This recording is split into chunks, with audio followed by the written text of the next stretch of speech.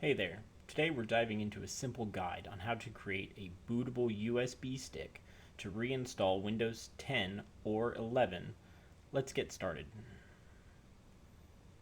Don't forget to hit that like and subscribe button for more updates. So first off, what you're going to need is a USB stick that is 8 gigabytes or larger. And make sure it's empty or doesn't have any information you need to save, because it will be completely deleted when we're all done.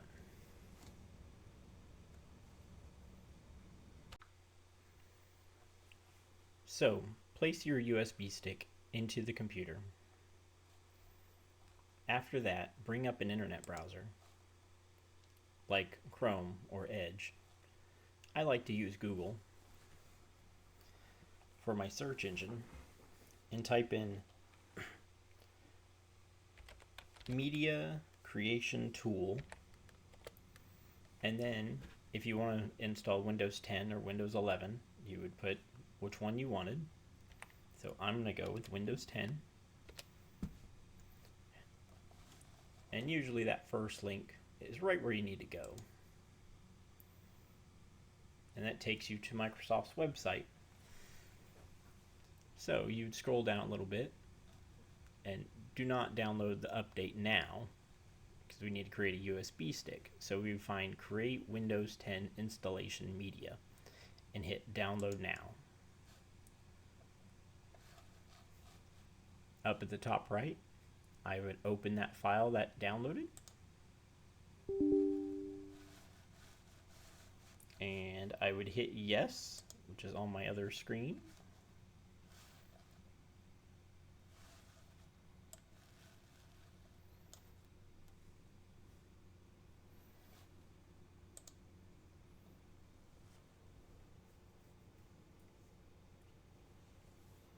And what this does is it downloads all the files it needs and then creates a bootable USB stick with everything on there. So all you have to do is boot your computer up from the USB stick, and it will reinstall Windows for you.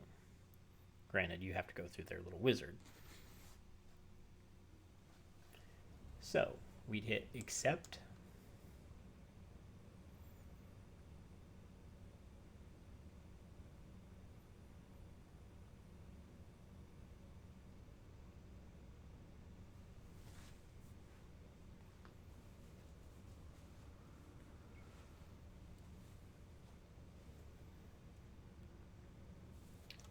And then what we would do here is, since we're not upgrading this computer, we're actually just going to hit create installation media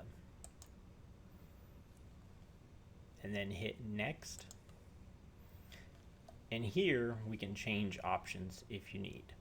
So you can uncheck this box and you can change the language, nothing for the edition, and then the architecture. So if you need 32-bit, both, however you want. I normally just stick to 64 unless I'm going to need to specialize one. So for instance, if you have an older computer and you just want to run 32-bit, so you would hit next. So majority of the time, everything you would reinstall would be 64-bit.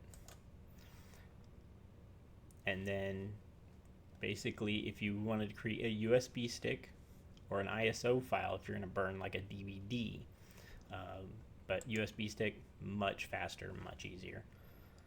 Hit next. Now, it already picks up my USB stick that's in there. A good thing to do is only have one USB stick in at a time, so you don't accidentally overwrite something. And then hit next. And then it starts the download process. After this all completes, it can take a while. So it's going to download all the files and then start creating the USB stick. We'll come back after it gets done.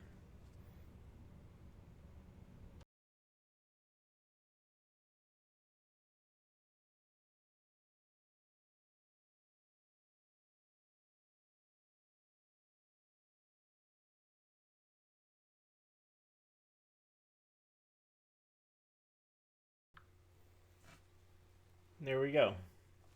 It's all ready to go now. It's created a full USB stick. So we'll go in here and right there, ESD, USB. So these are all the files it loads on it. It makes it perfectly bootable. Check out the next video for how to install Windows. We'll go through the whole boot process and then all the way through to the first steps. Thanks.